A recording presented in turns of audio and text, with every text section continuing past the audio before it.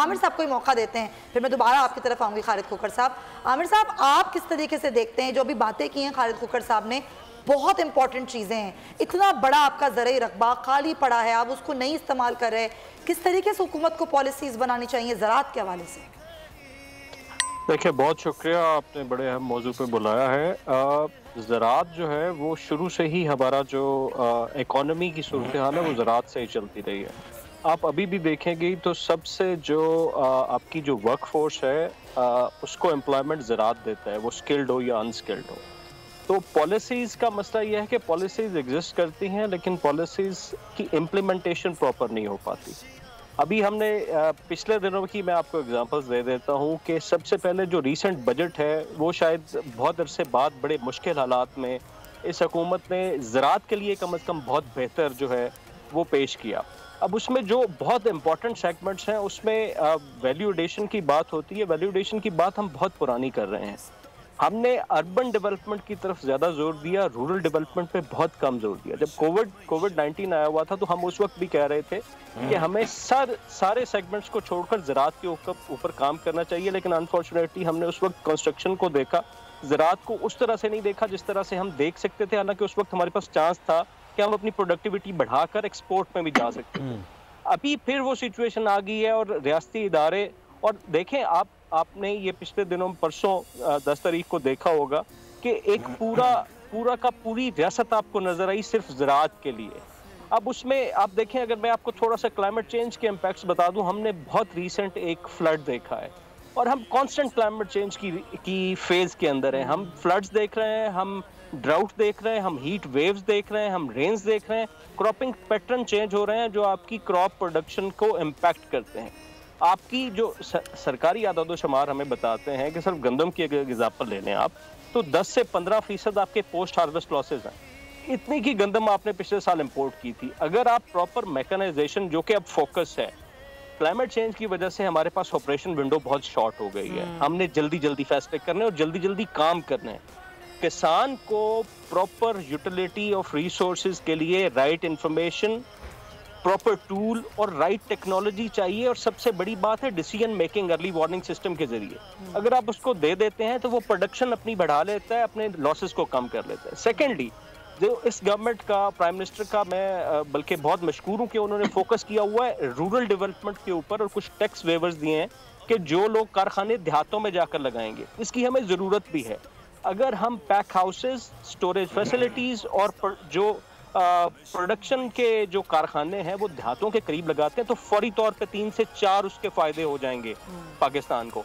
Number 1, आपकी जो unemployed youth है वो एम्प्लॉय हो जाएगी। सेकेंडली, अनस्किल्ड लेबर स्किल्ड हो जाएगी। थर्डली, आपकी जो ट्रांसपोर्टेशन कॉस्ट है वो कम हो जाएगी। और फोर्थली, जो आपका अर्बन सेंट्रिक जो माहौल था वो रूरल सेंट्रिक हो जाएगा और वो तमाम सहूलतें जो हम शहरों को दे रहे हैं वो हम देहातों में लेके चले जाएंगे। और ये वो वक्त होगा जब हम अपनी प्रोडक्टिविटी को इजाफा कर रहे होंगे, अपने रिसोर्स को कम कर रहे होंगे, और न सिर्फ अपने मुल्क बल्कि बैरून मुल्क भी इसको एक्सपोर्ट कर सकेंगे।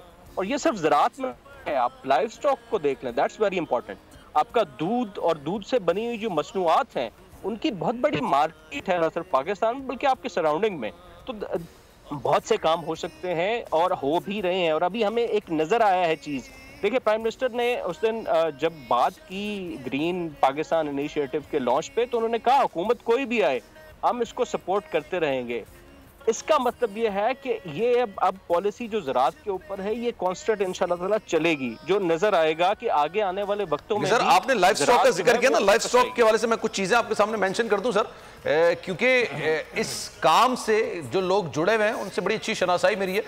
पहले लाइफ स्टॉक के मामले में बहुत ज्यादा मराद भी थी, उसमें पैसा भी बहुत था, लोग इनकम भी बहुत ज्यादा निकाल लिया करते थे उसमें। अक्सर हम कहते हैं कि जनाब दूध की कीमतों में इजाफा हो गया, आज गालिबन 200 से ऊपर पर लीटर दूध मिल रहा है। कराची के अंदर तो तकरीबन 250 तक पहुंच जाता है। कहां ये 100 रुपए था, और उस वक्त जो ये बाड़े वाले थे वो मुनाफा कमाया करते थे। आज 250 में उनको मुनाफा नहीं मिल रहा। जो भैंस आप समझ लें 60,000 70,000 की मिलती थी, आज 3 साढ़े 3 लाख रुपए की वो मिल रही है। उसकी सबसे बड़ी वजह, एक तो जो चारा होता है उन्होंने उसको बहुत ज्यादा महंगा कर दिया, वही चीज कि आप उसको उगा नहीं पा रहे। दूसरा, जो भैंसों के हवाले से काम किया जाता है उस लाइव स्टॉक को हम ग्रोथ नहीं दे पा रहे। जो मार्केट में गोश्त बिक रहा है, जानवर का गोश्त बिक रहा है, उसमें बहुत सारे ऐसे होते हैं कि जो भैंस के बच्चे पैदा होते हैं उनको मार दिया जाता है?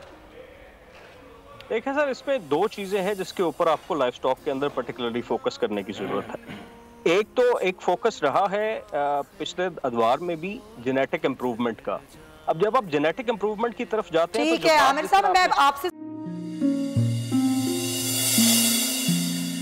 अपना घर मईशत का पहिया भी घूमेगा, मजदूर भी सर उठा के जिएगा, खेतों में हरियाली लहराएगी, किसान भी खुशियां समेटेगा, वक्त गुजर उम्मीद के चिराग जलते रहेंगे, महंगाई से भी जान छूटेगी, फैसले की घड़ी पाकिस्तान जीता है और पाकिस्तान ही जीतेगा, बोल बनेगा अवामी मसाइल की आवाज, बात होगी मसाइल की लेकिन हल के साथ। देखिए खुसूसी नशरियात मिशन मईशत बुध के रोज 1 बजे सिर्फ बोल न्यूज पर।